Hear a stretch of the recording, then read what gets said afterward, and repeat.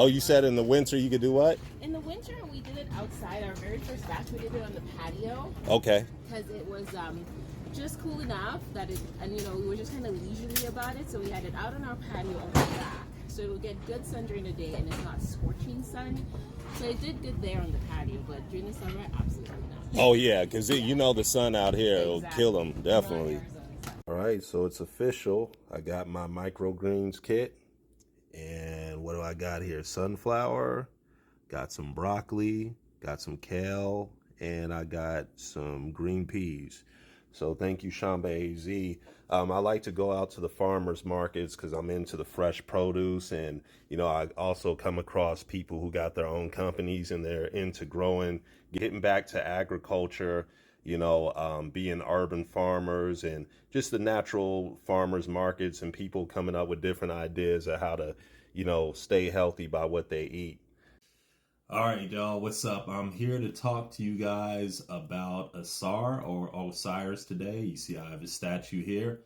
And Ausar was the god of fertility. He was the god of agriculture, the god of vegetation. He was the god of regeneration, and he was also the god of the dead.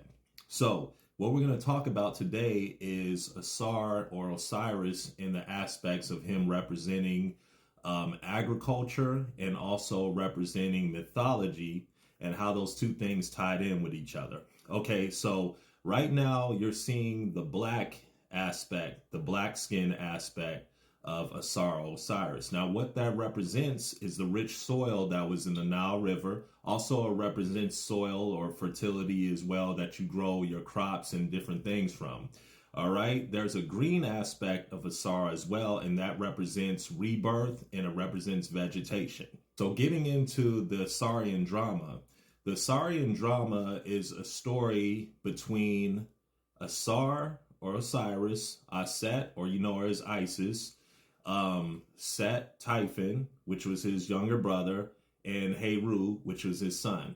So within the mythology of the Ausarian drama, Ausar or Osiris was killed by his brother Set, and Aset, his wife or consort, went out to find the pieces of him that was cut up and was scattered all over by his brother Set.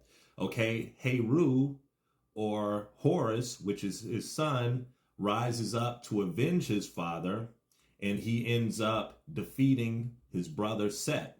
If you want to see a great example of this, sit down with your kids and just watch the Lion King movie, okay? So Simba represents Heru or Horus. Mufasa represents Osiris or Ausar.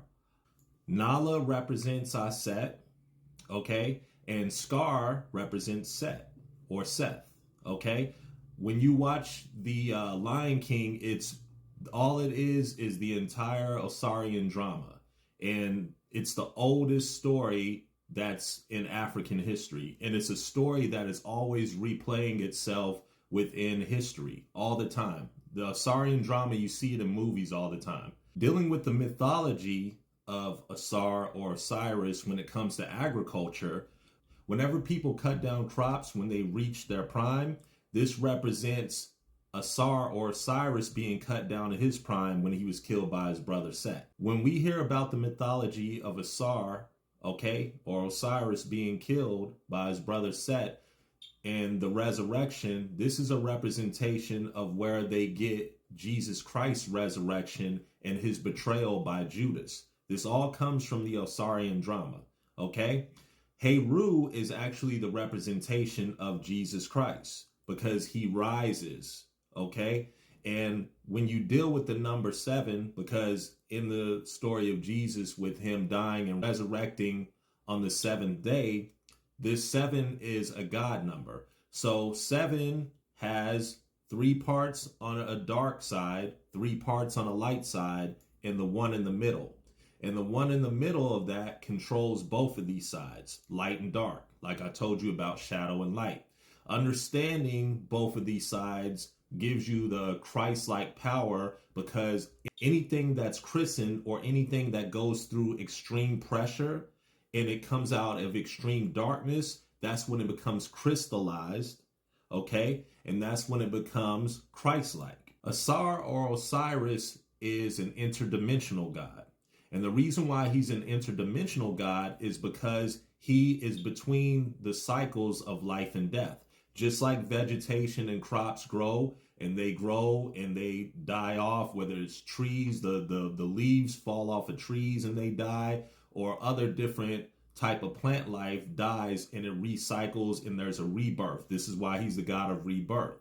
And this represents him being interdimensional because he's continuously going in between those cycles. Okay?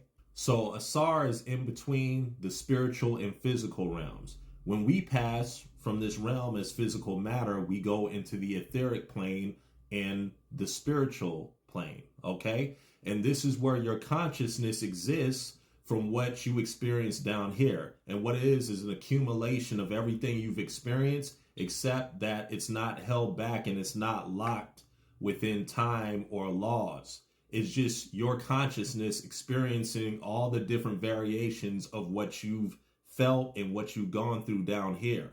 And so you're completely free. If you want to see a good example of that, look at this movie called What Dreams May Come with Robin Williams in it. Okay, so that's the explanation of Ausar or Osiris and how it relates to vegetation and how it also relates to mythology, and deeper forms of it are psychology, which I'll get into with you later on. What are the Microgreens.